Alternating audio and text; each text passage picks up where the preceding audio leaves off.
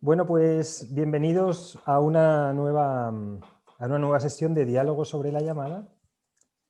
Hoy vamos a hablar sobre el capítulo 15 y el 16, que narran la historia de Lorenzo una vez que deja Albarracín, cómo empieza su caminar, los encuentros que tiene en el mundo, con el mundo animal y luego entra en un convento, en un monasterio, y lo que le ocurre hasta que sale del monasterio. Así que es una etapa de reflexión para Lorenzo. Recordemos una máxima: después del dolor que había sufrido por la pérdida, dolor más reflexión igual a progreso. Entonces, el dolor siempre nos enseña algo, el dolor y el sufrimiento siempre nos enseñan algo, siempre que reflexionemos. Entonces, dolor más reflexión igual a progreso.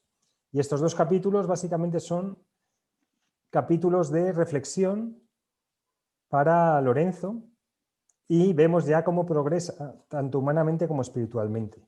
La persona que sale de Albarracín está hundido, está devastado, psicológicamente está por los suelos. La persona que sale del convento es una persona nueva, con una vitalidad tremenda gracias a la disciplina espiritual. Así que bueno, damos paso a Humberto y desde ahí iremos dando paso a las preguntas. Gracias. Sí, Gonzalo, has expresado muy bien los capítulos 15 y 16 en el que defines muy bien a Lorenzo en su, podría decirse, en su madurez espiritual.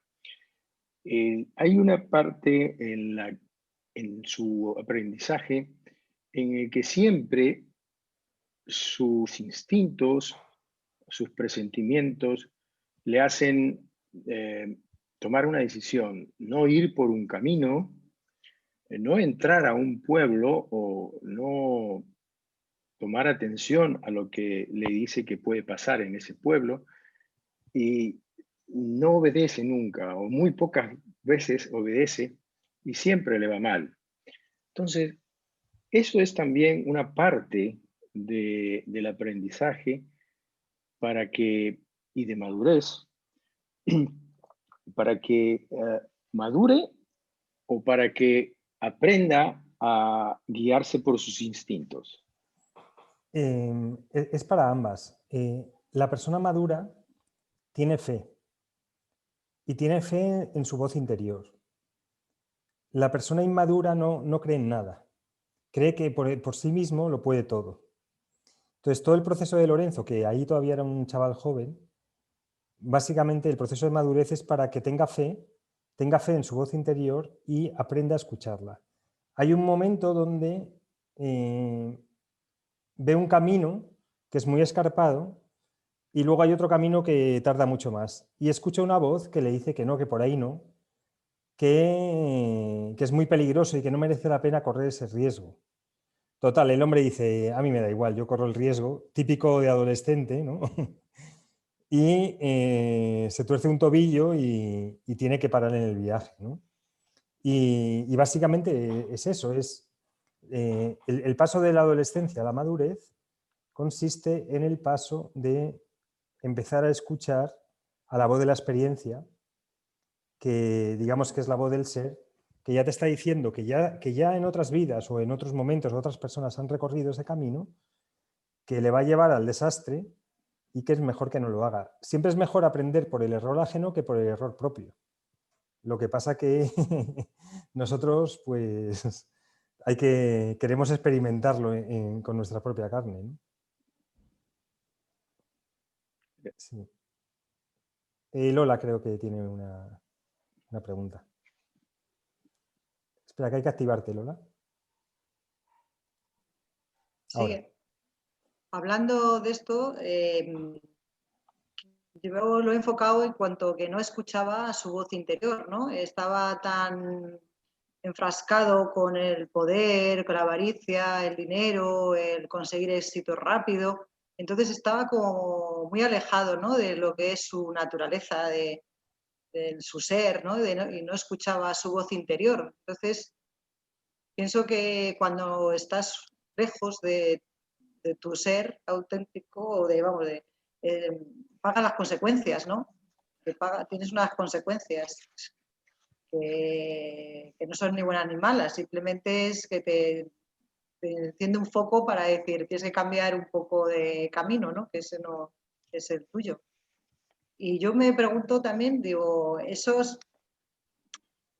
sucesos que te ocurren, estos aprendizajes, ¿es porque no estás alineado con la voluntad divina o porque te alejas también de esa voluntad?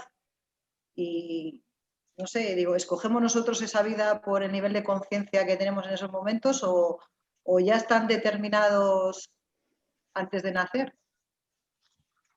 Digo, es que a mí me surgen. Sí, muy buenas preguntas. Todo sufrimiento de cualquier persona viene porque se ha salido de su centro. Entonces, y todo el aprendizaje que viene posteriormente es básicamente para que uno vuelva a su centro. En el fondo, sabemos lo que es correcto para nosotros. Entonces, imagínate que te ofrecen un trabajo que te ofrecen mucho dinero, pero que no va contigo, y te ofrecen otro trabajo que sabes que vas a ser feliz. Lo mismo a nivel de pareja. Aparece una persona que a lo mejor te va a proveer de todo lo material, pero sabes que vas a ser infeliz, y aparece otra persona con el que a lo mejor vas a vivir aventuras o vas a vivir otro tipo de vida, pero no va a haber seguridad material. Y tú sabes que la segunda es realmente la persona para ti. Puede que sea la primera. Entonces, cuando hacemos una mala elección, básicamente es porque elegimos más desde el ego, que el ego lo que busca es la seguridad, lo que busca es mantener las cosas como están, lo que busca es la identificación con lo que tienes en lugar de con el ser. Entonces, todos los fallos y todos los errores que comete Lorenzo en el libro son porque se sale de su centro, porque o porque no es capaz de determinar su propia vida y toma decisiones para contentar a los demás. En este caso, por ejemplo, lo que le ocurre en Albarracín era para contentar a su familia. Entonces, en vez de seguir su esencia, contenta a los demás. Esto no está previsto desde el principio. Realmente, desde el principio de nuestra vida, lo que está previsto es que si seguimos a nuestro ser, a nuestra voz interior, durante toda la vida vamos a ser plenamente felices. Eso es lo que está previsto. El sufrimiento y el dolor vienen precisamente porque nos hemos salido de nuestro centro. Entonces, cuando nos salimos de nuestro centro, el sufrimiento es un mecanismo para que volvamos a nuestro centro, porque lo que quiere Dios es que seamos felices siempre. Entonces, cualquier sufrimiento viene acompañado de un miedo o una culpa como consecuencia de habernos salido de nuestro centro. Así que no está programado el sufrimiento. El sufrimiento es un mecanismo de rectificación. El sufrimiento y el dolor es un mecanismo de rectificación. Ahora, ¿cuánto tiempo mantenemos eso? Es ya cuestión nuestra. Una señora me comentó que con 20 años se había casado con un hombre, pero porque era el hombre que le gustaba a su madre. Fueron 25 años de un matrimonio completamente infeliz y hasta que ya no pudo más, que casi le dio un cáncer, se animó a divorciarse. Pero tú imagínate 25 años de tu vida y luego enamorándose de otras personas, pero no pudiendo tener relación con otras personas porque estaba casada. Imagínate el sufrimiento y el tema interno de esa persona por haber seguido el deseo de su madre. Si hubiera divorciado en el año 1, si hubiera tenido el valor de pagar la boda, que básicamente fue la madre quien la hizo, pues no hubiera vivido estos 25 años de sufrimiento. Pero al final, digamos que tenemos que aprender nosotros mismos de nuestras decisiones. En este caso, el aprendizaje de esta persona era saber mantener su deseo frente al deseo de la madre. Y bueno, no solamente se aplica a nivel de pareja, se aplica a nivel de trabajo, a nivel de amistades, etc. O sea que es un ejemplo para que vayamos viendo en qué cosas otras personas deciden sobre nosotros. María.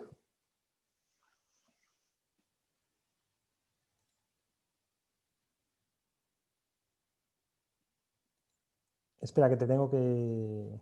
Tienes que poner el audio. Vale. Ahora. El capítulo 15 empieza diciendo que la soledad visitó a Lorenzo. Y te quería preguntar por el papel de la soledad en el camino espiritual, porque todas las personas espirituales pasan esa fase de soledad. Jesús se retiraba al huerto, todas las personas espirituales creo que tienen esa fase. Sí, súper interesante la pregunta. Cuando uno es joven no quiere la soledad. Y por eso pongo que la soledad visita a Lorenzo. Porque en esta época que es adolescente, básicamente quería aventuras, quería ruido, quería el conocimiento, conocer el mundo, es decir, está en su viaje horizontal. Cuando llega ya a Toledo, inicia su viaje en vertical. Y ahí es cuando no solamente no huyes de la soledad, sino que te encanta. Porque en la soledad está el silencio. Entonces, primero la soledad te visita y el silencio te visita porque la persona adolescente está huyendo del silencio y de la soledad. Y la prueba es todos los conciertos, por ejemplo, de rock que hay ahí, bueno, en Toledo en concreto, ahí que organizan en la Pedradera, bueno, que la organizan ahí, cómo se llenan los conciertos de Kiss FM, de chavales jóvenes que básicamente van buscando el ruido. Entonces allí, de hecho, bueno, se me ocurrió en algún momento convertirme en disc jockey de meditación, una de mis ideas locas por ahí, y pasarle CDs de meditación para que en las discotecas pusieran CDs de meditación, pero creo que no tendría mucho éxito, por lo menos de momento, en esta generación. O quién sabe, puede que sí. Pero bueno, a medida que va pasando el camino espiritual, digamos que la persona nunca se siente sola, porque siente que está acompañada de una presencia todo el tiempo, de una presencia divina que quiere lo mejor para ti. Y entonces, entrar en el ruido y entrar en la masa significa alejarte de tu centro. Porque además, digamos que hay un montón de fuerzas cerca de las personas que te arrastran. Entonces, es muy difícil encontrar a gente espiritual en lugares masificados. A no ser que quiera en un momento dado, digamos, tener la experiencia de vivir eso con la masa. Es muy difícil encontrar gente muy elevada espiritualmente en lugares masificados, porque saben que se genera un torbellino de energías que te pueden arrastrar. Entonces vas poco a poco, digamos, retirándote del mundo y básicamente lo que dijo Jesús es vivir en el mundo pero sin estar en él, que es, somos místicos de la ciudad, que vivimos en el mundo, en la ciudad, pero sin apegarnos a las fuerzas del mercado que hay en la ciudad. Y ese es nuestro trabajo. Así que es una soledad, pero que realmente no se vive como soledad, sino que se vive como acercamiento a Dios. Magdalena. Sí, bueno, yo quería retomar un poco la pregunta de Lola, que la tenía aquí también. Entonces, y la quería enfocar como, bueno, tú has dicho al alejarse del centro, pero bueno, lo que le pasa a Lorenzo, que no escucha su voz interior y se quiere desviar por un atajo, ¿no? Para llegar más rápido, ¿no? Pero realmente ahí es porque él se encuentra bien, ¿no? Y entonces, a veces ocurre que, bueno, no sé si en general nos encontramos muy bien y pensamos que vamos a superar todo, entonces pues vamos pasando esas pequeñas señales y decimos, bueno, no pasa nada, que yo puedo con todo, ¿no? Entiendo que bueno, eso es alejarnos de nuestro centro y la cuestión es equilibrarnos. Este es un trabajo personal, ¿no? Que durante todo el el libro está realizando Lorenzo, ¿no? Como comentábamos, una vez él lo pasa mal, pues le ocurren desgracias, pero finalmente pues también siempre hay una persona, una familia que le encuentra, le acoge, le ayuda a recuperarse, digamos, que se fortalece, ¿no? Se va fortaleciendo. Necesita su tiempo, imagino que cada persona necesita su tiempo, unas más, unas menos, independientemente si son almas más maduras unas que otras, porque claro, el fortalecimiento de Lorenzo está pasando durante, bueno, desde que nace hasta los 30 años, que es hasta el capítulo 16, ¿no? Entonces, bueno, a mí siempre me llama esa parte de los principios, ¿no? Esa parte de equilibrarnos de un lado a otro, esa disciplina, ese decir que no, de que no escuchamos a nuestra alma y vamos por ese camino que es más corto, ¿no? Como le pasa a Lorenzo, ¿no? Entonces, bueno, a mí siempre esta parte creo que es bastante importante, ¿no? Para ir avanzando en nuestro desarrollo personal y en cómo estamos viendo a Lorenzo. Sí, muy interesante esto porque es cuando uno está confiado, en la victoria es cuando uno baja la guardia. Cuando las cosas nos van bien es cuando realmente empezamos a debilitarnos, esto en general. Entonces, cuando las cosas nos van bien es cuando más tenemos que poner atención en volver al centro, porque es cuando más nos relajamos y es cuando las fuerzas que nosotros mismos en el fondo llamamos, pero que vienen a desestabilizarnos, es cuando realmente hemos alcanzado el éxito o estamos confiados porque nos sentimos fuertes y bajamos la guardia. Y entonces este es el caso de Lorenzo, que pues ya iba poco a poco recuperándose, se sentía fuerte y dije, pues venga, voy a coger este atajo. Aunque le escuchó que no era adecuado cogerlo. Y bueno, entonces pagó el precio y se torció el tobillo y tuvo que retrasar su viaje 3 semanas.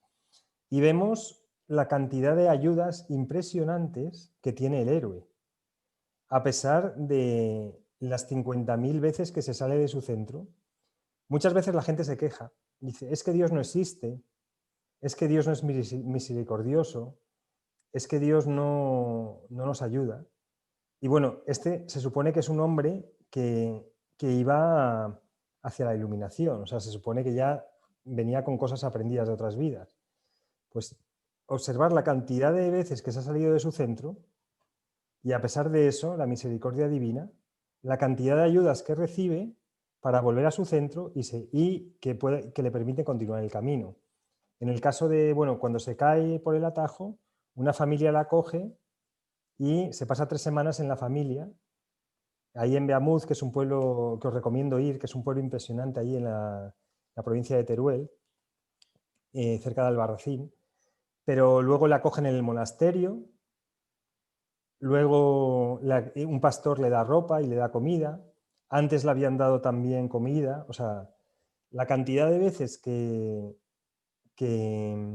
bueno, el rabino en Albarracín le ayuda, un montón de veces que recibimos ayuda de todo el mundo, a pesar de la cantidad de veces que nos hemos salido de nuestro centro.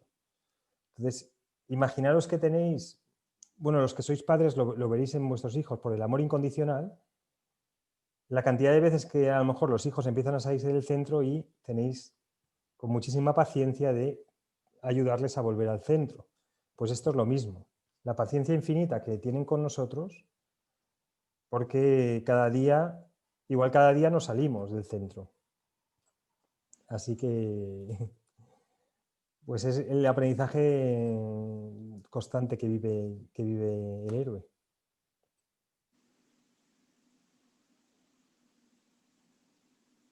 ¿Quién más se anima? Magdalena. Espera que te activo el audio.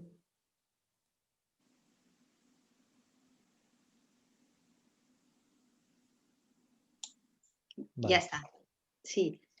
Que me está viniendo ahora otra pregunta en relación a lo que habías comentado del balance de la vida de Lorenzo, ¿no? Cuando le pegan en la taberna, bueno, posteriormente hace un balance de su vida y por retomarlo con esta otra pregunta que había hecho, entonces él se da cuenta de la aceptación, bueno, acepta lo que la vida le ha traído, ¿no? Entonces es un momento ese balance que hace de equilibrarse, digamos, independientemente de que luego le vuelvan a ocurrir más desgracias, ¿no? Pero son pequeños momentos de superación, ¿no? De decir, bueno, no sé, voy a seguir mi camino, me he dado cuenta que he estado en un lado y en otro. Entonces, bueno, que eso entra también parte dentro del trabajo personal, ¿no? De cada uno, ¿no? Lo he pasado mal, he estado en esa vanidad, bueno, y ahora le han dado la paliza y ahora se ve en el lado contrario. Entonces, como él ha tratado a lo mejor a las otras personas, ¿no? Entonces él acepta eso, ¿no? Bueno, pues eso también es un trabajo personal, ¿no? Esa aceptación, ¿no? de cuando a veces no nos hemos comportado de una manera correcta, ¿no? Moralmente o no moralmente, cívicamente, digo, éticamente, quiero decir, eso es. Y bueno, pues también creo que eso ayuda también a que se vaya interiorizando ese trabajo, ¿no? Dentro de uno, ¿no? Y continuar y a ver qué le va deparando, claro. Más tropiezos y demás, pero bueno, aquí le van dando bien. Claro. Estos dos capítulos, como he comentado al principio, son para la reflexión. Entonces, decían que una vida no examinada es como una vida no vivida. Creo que lo decía, no sé si era Freud o... Entonces, estos capítulos son de reflexión. Como comenté al principio, es dolor más reflexión igual a progreso. Entonces, todo lo que nos ocurre ligado al sufrimiento, si podemos reflexionar por qué nos ocurre, automáticamente hemos progresado en la vida. Cualquier cuestión. Si no reflexionamos y nos colocamos en posición de víctimas, no hay progreso. Entonces, nuestro trabajo es reflexionar sobre por qué nos ocurren las cosas. Y siempre nos daremos cuenta que hay algo que debemos modificar en nuestra posición en la vida, o nuestra posición física o nuestra posición psíquica. Entonces, estos dos capítulos son precisamente para que el héroe reflexione. Y es importante tomarse un día, incluso a lo mejor una semana al trimestre, un día a la semana, por ejemplo, para reflexionar. Y esto, por ejemplo, en la Biblia, en el mundo judío, en el mundo cristiano está que es el día santo, ¿no? que es en el caso de los cristianos, pues el domingo. Pues tomarse un día básicamente para hacer una reflexión de la semana, que es cuándo me salió de mi centro, qué podía haber corregido, qué podía haber hecho mejor, y luego a lo mejor una vez al trimestre repasar el trimestre y una vez al año repasar el año. Por eso las fiestas no solamente son para celebrar con la familia, las fiestas tienen además un periodo para que no trabajes y puedas reflexionar. Entonces, la mayor parte de la gente, en vez de reflexionar, se aturde. Entonces, estas navidades que llegan, se aturden con el alcohol, con la música, con la comida y no reflexionan, con lo cual llega enero y van mucho peor que como estaban en diciembre.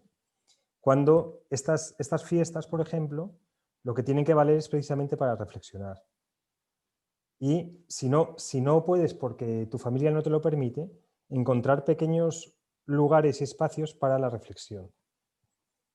Y precisamente en el libro, pues estos dos capítulos son para eso, para que desarrolle la disciplina espiritual. Primero Lola y luego Humberto. Te doy... Vale. Una cosa, cuando se toma conciencia del error, de algún error que hemos cometido, como en este caso Lorenzo, asumes, lo aceptas, llega un momento que lo acepta, lo asume, se hace responsable de ello, pero sigue sintiendo vergüenza. Eso es independiente, claro. La aceptación de la vergüenza, de sentirse culpable, o no sé, la vergüenza si va acompañada de la culpabilidad, ¿no?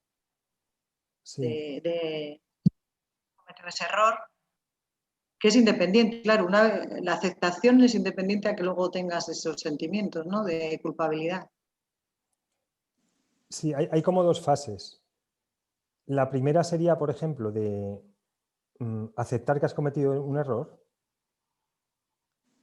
Y la segunda es empezar un trabajo psicológico para no machacarte por el error, ¿vale? Es decir, acepto que lo he cometido, soy humano, sigo mi vida adelante, no voy a estar aquí dándole vueltas a este error que he cometido y me va a perjudicar más toda la culpabilidad que siento por el error que el propio error. Suponte, tienes un negocio, tomas una serie de decisiones, estás equivocado y te arruinas. Pues no vas a estar toda la vida diciendo, uy, qué malo soy, que no sé qué, pues lo aceptas, intentas reparar el daño en la medida que puedes y te lo tomas como un aprendizaje y sigues hacia adelante. No te vas a estar machacando todo el tiempo. Entonces, digamos que son dos fases. Primero, la primera fase, cuando cometemos un error, es el de negarlo, que es lo que le ocurre a Lorenzo en Albarracín. No quería ver que se estaba equivocando. Pero una vez que ya, digamos, la vida le muestra que realmente se había equivocado, decir, vale, me he equivocado. Ya por aquí la cosa no va, me he equivocado. O sea, estoy recibiendo tantas señales de fuera que por aquí no es, que a lo mejor los demás tienen razón. Típico caso de una persona que todos sus amigos le dicen, mira, es que esta persona quizá no va contigo. A lo mejor en vez de casarte ahora, deberías tener un periodo más largo digamos, de noviazgo para que os conozcáis mejor. Pues de repente se casan y al año se han divorciado y igual han tenido un hijo y ya toda la vida ahí, ¿no? Pues entonces la primera es el error, aceptarlo y luego psicológicamente trabajar para superar ese error, ¿no? Esto, por ejemplo, a nivel en la Iglesia católica, cuando uno confiesa en la confesión, los sacramentos son muy importantes. Si no se hacen en la Iglesia, digamos que uno mismo los puede hacer consigo mismo. Entonces, el de la confesión consiste en confesar que uno se ha equivocado y la penitencia que nos pone el cura es básicamente para eso, para reza no sé cuántas Aves Marías, vale, ya he rezado, he pagado, y a continuación ya puedo seguir mi vida. Entonces, cuando cometemos un error tenemos que hacer esa labor de pagar psicológicamente y continuar, ser capaces de continuar. Humberto. Bien, gracias. Sí, bueno, por este peregrinaje de Lorenzo, uno aprende mucho. Pero hay una constante. Yo veo una constante en Lorenzo, que es que siempre que él sale a buscar su camino, es que en ese momento, primero, está conciliado, está en su centro, y sale sin nada. Siempre sale solamente con muchos ánimos y muchos deseos. Pero es una constante, entra al otro pueblo, hace dinero, bueno, consigue algunas cosas materiales y también lo pierde todo y sale. Entra al convento, se enriquece espiritualmente mucho. Incluso hay una frase que le dice al principio el astrólogo, que sin conocerse, sin decirse el nombre, ninguno de los dos, se compenetran como si tuvieran una amistad muy grande, y le dice al final, no olvides quién eres. Es un consejo muy, muy sabio. Él sigue en su retiro y hay un momento en que antes de salir del convento se dice, ten fe. Si estás vivo, es que no todo está perdido. Después de alcanzar la paz espiritual nuevamente y su centro, está alineado, bueno, con sus deseos, se expresa que no le hubiera importado morir. Personalmente te digo que, bueno, en mi vida he pensado a veces, no como un decir, que todo el mundo lo dice, sino ya tengo una familia, mis hijos logrados, no me importaría morir. No digo que nunca lo he dicho, si lo he dicho, por lo menos lo he pensado. Pero eso es sentirse feliz o decir, no me importa morir sin saber que realmente alcanzó la felicidad. O sea, primero es que siempre el comenzar de Lorenzo es haber bajado y salir sin nada, haberse despojado de todo. Y nuevamente empieza. En este caso, sale sin nada material, pero enriquecido espiritualmente. Entonces, esa expresión de no me hubiera importado morir, ¿es solo un decir o puede ser que no importa con saber si realmente uno ha llegado a la felicidad? Súper interesante esto que comentas, Humberto. Bueno, Lorenzo I se encuentra con el astrólogo, ¿vale? Entonces se reconocen porque son personas de conocimiento. Esto hay veces que le ocurre a todo el mundo, que de repente tienes una conversación con una persona y automáticamente estáis en la misma onda. Ya no solamente que haya un reconocimiento de corazón, sino que tú sabes hasta dónde puedes llegar con cada persona, hasta qué grado de profundidad puedes llegar con la persona. Entonces Lorenzo se da cuenta que con el astrólogo puede llegar a un grado de profundidad. Esto es en el capítulo 15. Y aquí, lo que había hablado de la confesión, el astrólogo le vale de confesor, porque le dice todos los errores que ha cometido hasta ese momento y el astrólogo, como penitencia, en vez de rezar Ave María, le dice, no te olvides de quién eres. ¿Vale? Entonces, ¿cuándo una persona se olvida de quién es? Cuando se identifica con lo que no es. ¿Y qué es lo que no es? Pues el dinero, las posesiones materiales, etc. Entonces, todo el trabajo que le ocurre a Lorenzo, como su padre estaba tan atado al dinero y a lo material, el trabajo de Lorenzo era básicamente, y es lo que le pasa todo el tiempo, es gana dinero, lo pierde. Luego tiene no sé qué y le roban. Todo el tiempo así para precisamente que aprenda a que el dinero va y viene, pero que no se identifique con él. ¿Vale? Entonces es un poco por lo que le ocurre, porque lo importante no es la ganancia material, sino la ganancia espiritual. Tenemos como una cuenta corriente espiritual que vamos llenando sin darnos cuenta. Entonces, cada día que haces meditación, tu cuenta corriente va subiendo. Cada día que, digamos, estás en tu centro, tu cuenta corriente va subiendo y eso se nota en tu estado de energía, en tu estado de conciencia. Y esto lo que nos hace es cada vez madurar más. Es decir, tenemos como simbólicamente una cuenta corriente espiritual. Bien. En cuanto al segundo tema, que es muy interesante, el santo se retira del mundo. El héroe, digamos, vive en el mundo, vive en la ciudad. Entonces, no era lo que estaba pensado para Lorenzo que se retirara en un monasterio. ¿Vale? Entonces, ¿pero qué ocurre? Que de hacer su práctica espiritual, cuando uno hace una práctica espiritual constante durante 5 o 6 horas al día, como era en el caso del monasterio, la felicidad que uno siente si realmente está centrado es tan grande que ya no te importaría morir. ¿Por qué? Porque tienes esa conexión y dices, ¿para qué voy a seguir aquí si lo que realmente me hace feliz es la conexión? Pero si hace eso, no habría terminado su aprendizaje, porque el camino del héroe no se termina en el paraíso, que el paraíso equivale al monasterio.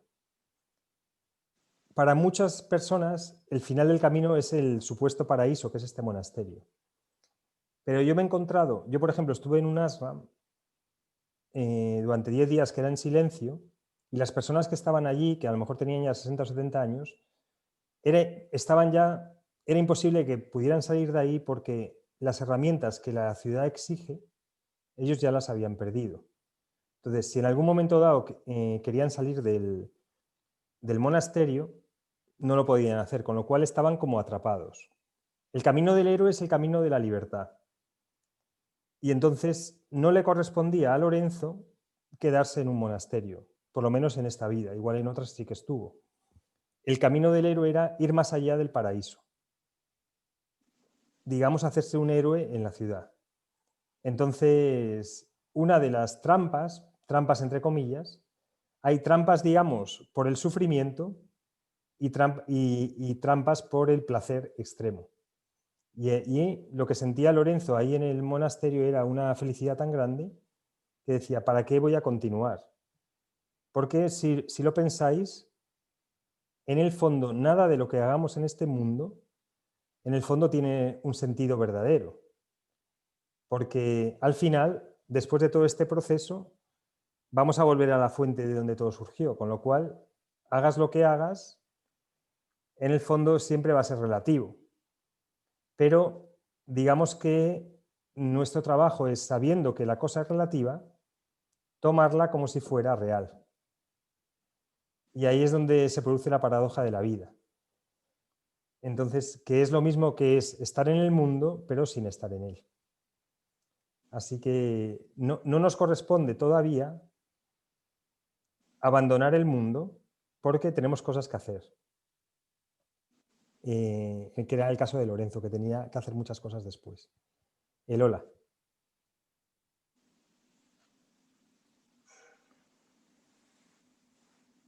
Espera que no se te oye.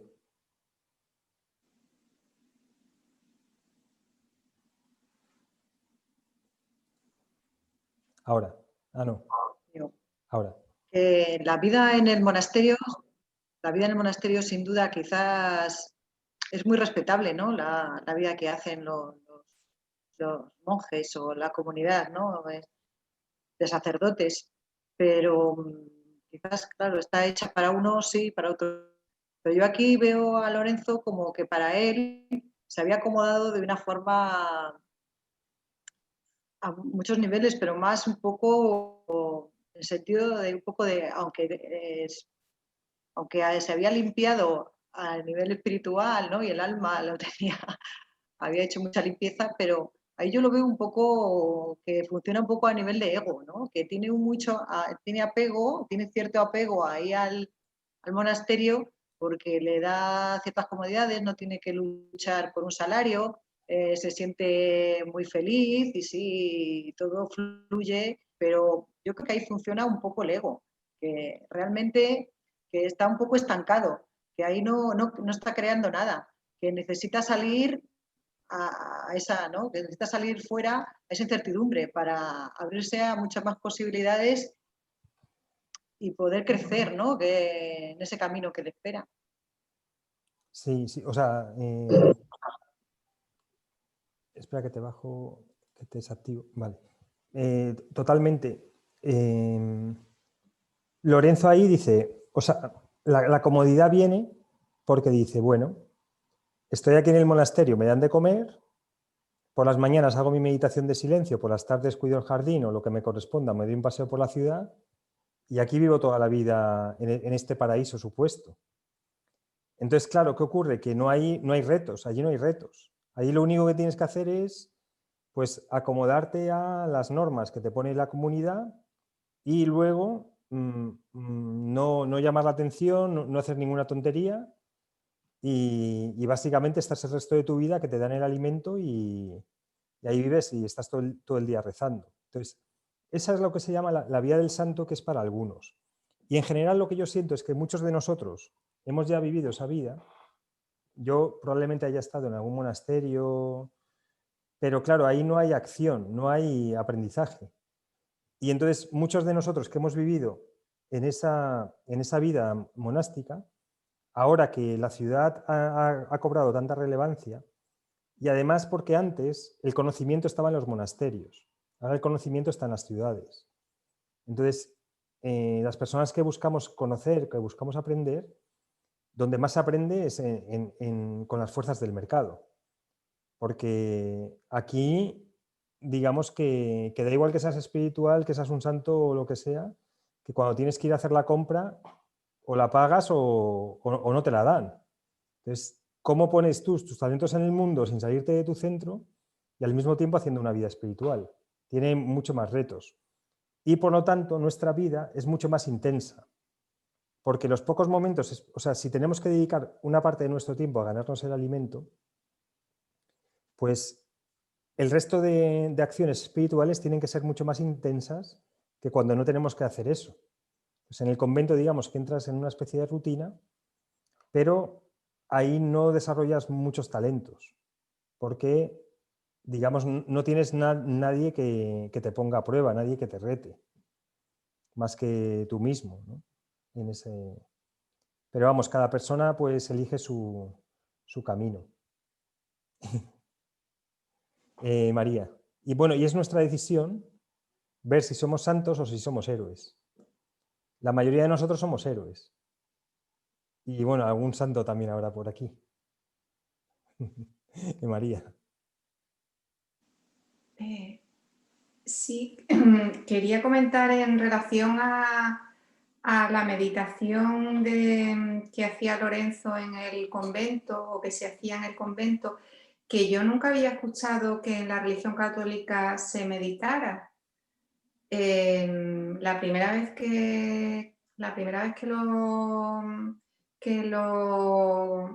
lo leí fue en el libro este de la llamada.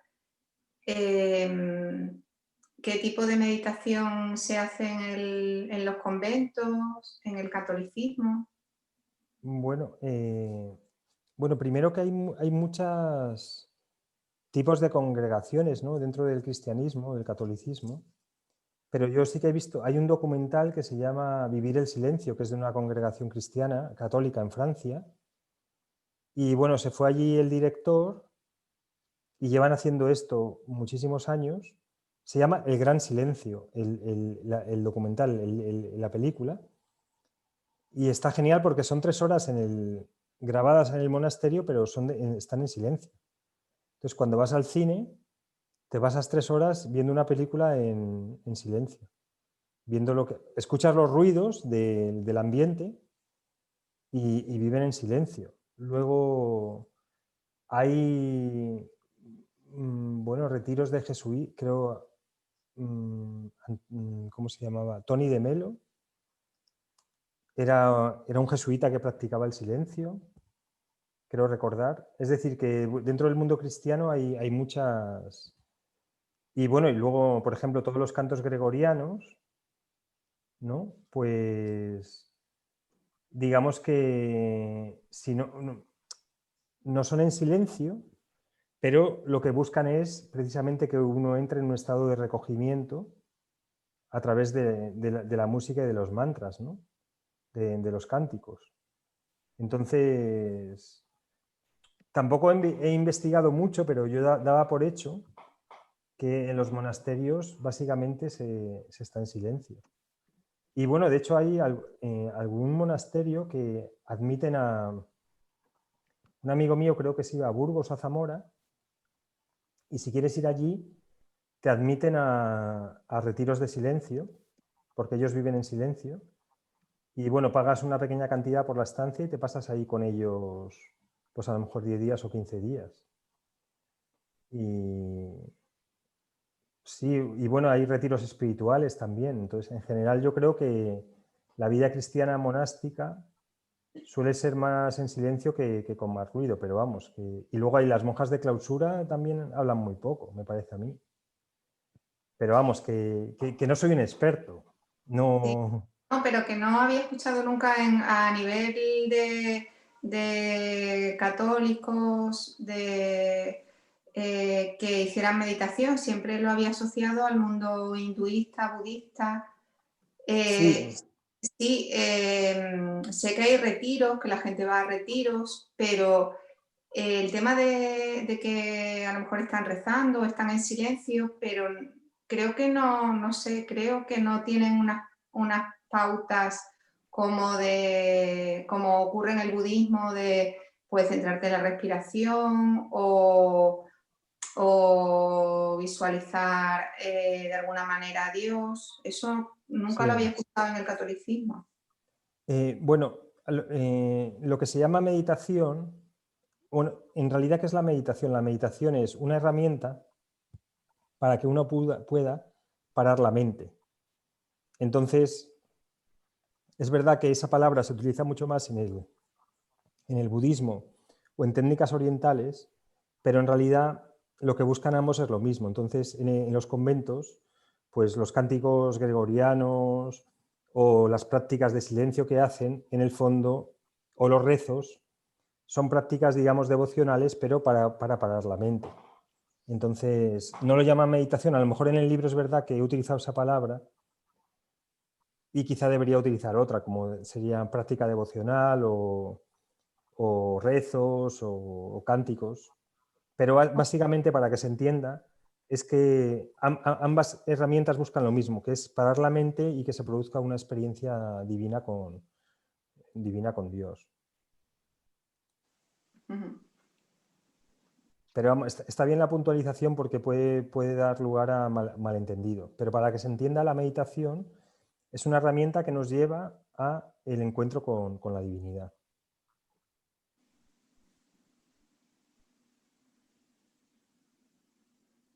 Magdalena.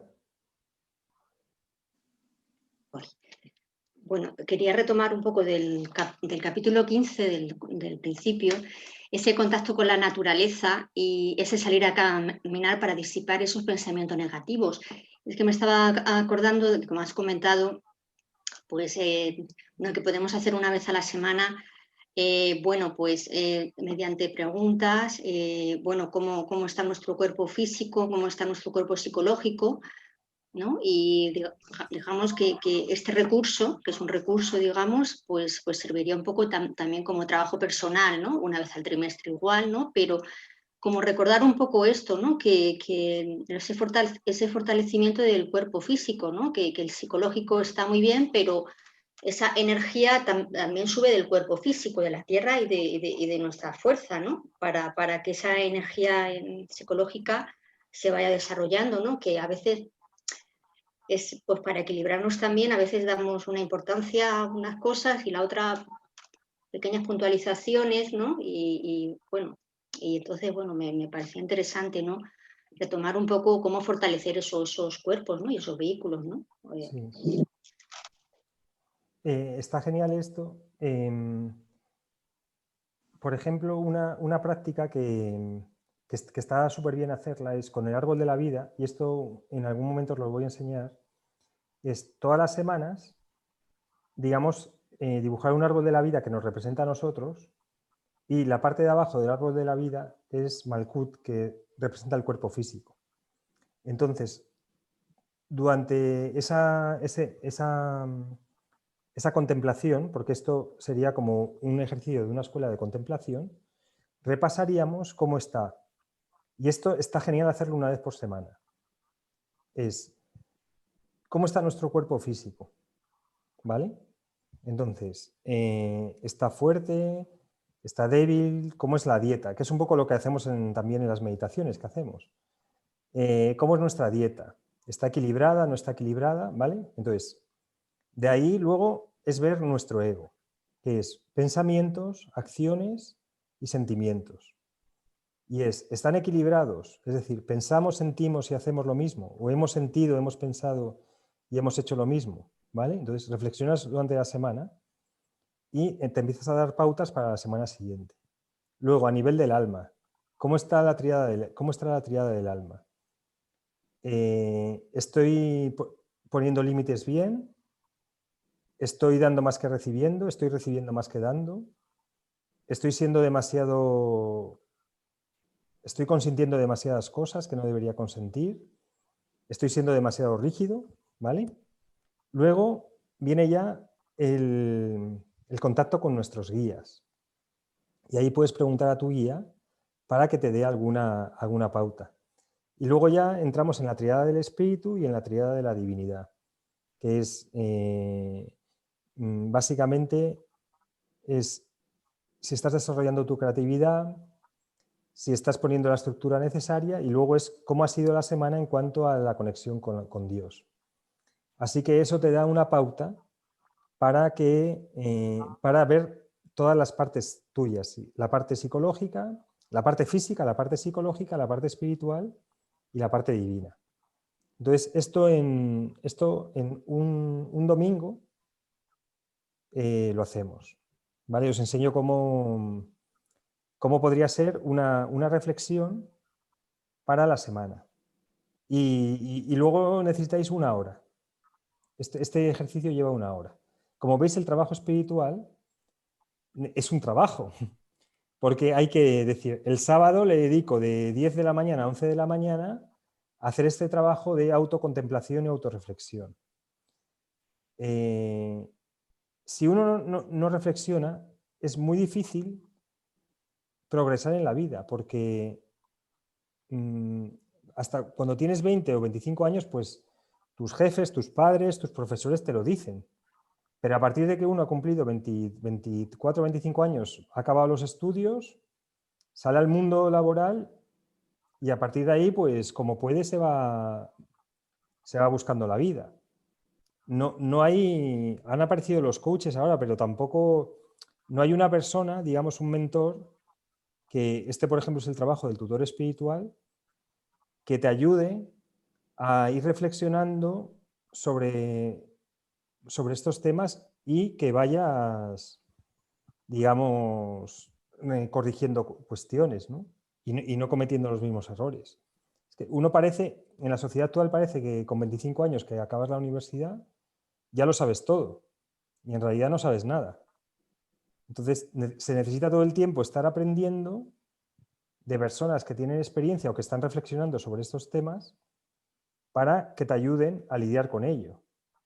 Porque las relaciones son difíciles, los trabajos son difíciles, el camino espiritual es difícil, el poner límites es difícil, todo esto no te lo enseñan en ningún lado.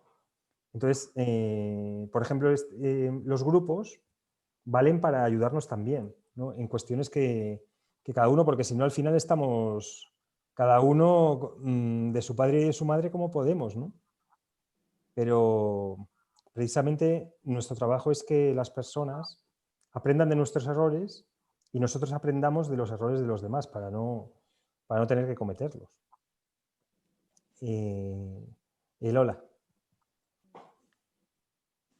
Cuando estás hablando de disciplina espiritual a la hora de sanar el alma, es a esto a lo que te refieres, ¿no? A que tenemos que reflexionar, saber lidiar con estas cosas, a encontrar nuestro centro continuamente, porque es a esto a lo que te refieres cuando hablas de disciplina espiritual. La disciplina espiritual se puede practicar de tres formas. Y ya hemos visto que hay tres tipos de escuelas. Entonces están las escuelas de la acción, ¿vale? Entonces la disciplina espiritual sería, en este caso, que personas que están más ligadas a la acción sería, por ejemplo, practicar yoga o irse a caminar, pero caminatas, digamos, en lugar de estar pensando en tus cosas, estar centrado en la caminata, ¿no? Serían como caminatas espirituales o energéticas. Esto sí vas en el mundo de la acción. Si lo que te gusta es reflexionar y pensar, sería actividades de la escuela de la contemplación.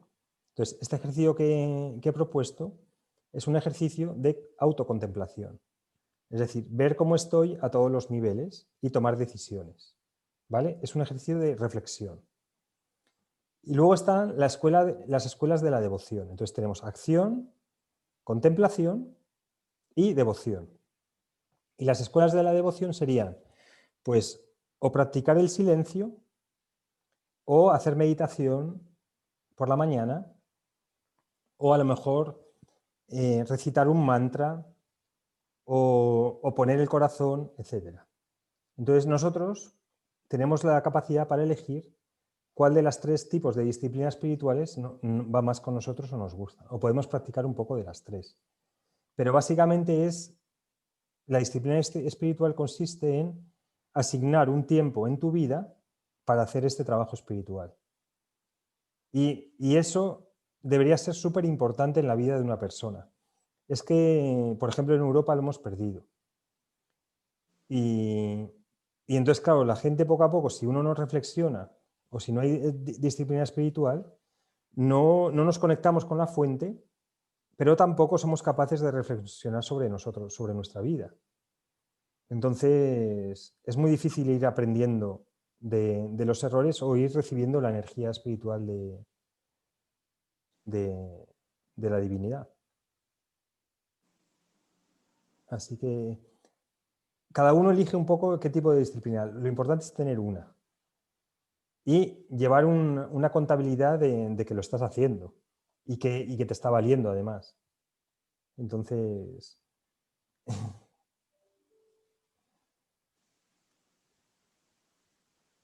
Bueno, ya se cumple una hora.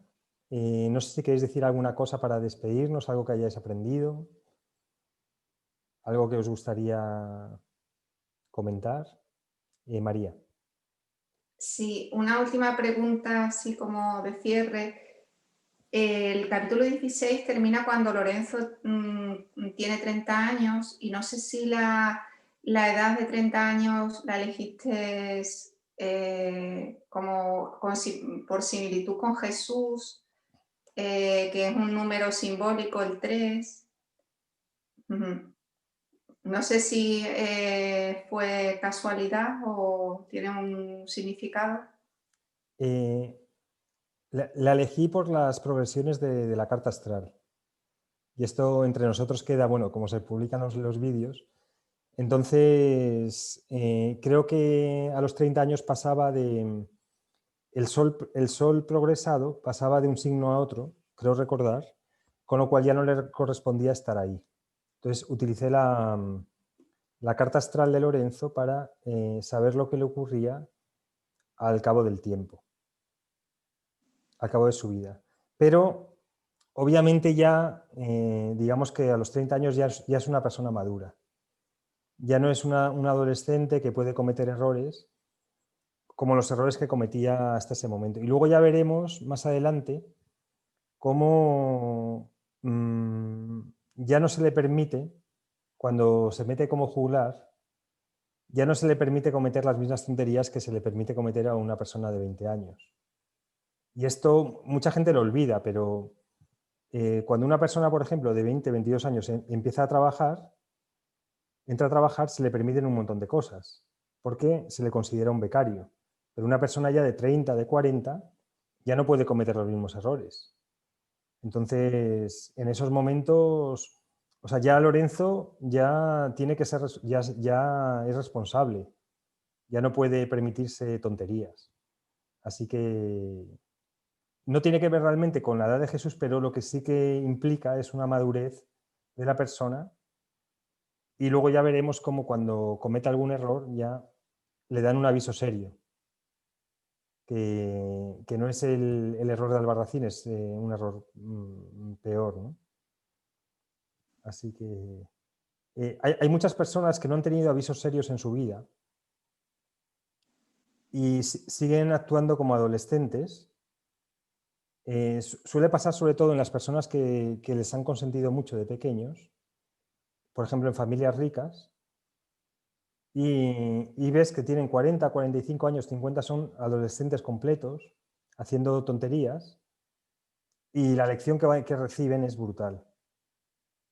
Porque le han consentido tanto y nadie les ha puesto límites, que llega la vida y te pone un mega límite que alucinas. Dicho en términos así modernos, ¿no? Sí. Entonces, las personas que les han consentido mucho, que les han dado todo de muy jóvenes, tienen muchos problemas porque nadie les ha puesto límites. Entonces, en el momento en que alguien les pone límites, colapsan. En el momento en que alguien les dice que no, porque se consideran con derecho a todo. Y eso es lo que ocurre con el adolescente. El adolescente se considera con derecho a todo. Quiere recibir sin dar. En el momento en que alguien te pone el límite, es muy, muy complicado. En los grupos espirituales hay muchas personas que vienen así. Yo me he encontrado con muchas, y bueno, y muchos tutores se encuentran. ¿Por qué? Porque suelen ser gente que lo ha tenido todo, son bastante inteligentes, y entonces en el momento en que el tutor les pone límites, bueno, o sea, lanzan una agresividad contra el tutor tremenda, que a mí me ha pasado en algún grupo, pero mi trabajo es ponerle límites, porque, o sea, vienen personas con 40, 45 que no quieren trabajar o no quieren hacer su trabajo, que llevan toda la vida viviendo de los demás, si vienen, pues yo le tengo que decir lo que pienso, ¿no? Que es que se pongan a trabajar. Que no pueden estar toda la vida viviendo del cuento. Y bueno, este es un caso como hay muchos, ¿no? Pero bueno, que eso pasa, ¿no? Entonces, bueno, respondiendo a tu pregunta, Lorenzo ya es maduro y por lo tanto ya no se puede permitir, básicamente la edad de 30 quiere decir que ya no se puede permitir lo que con 30 años, con menos de 30 años se le permitía. Así que no sé si Lola tiene alguna pregunta que habías levantado. Sí, la última ya con Lola y despedimos la sesión.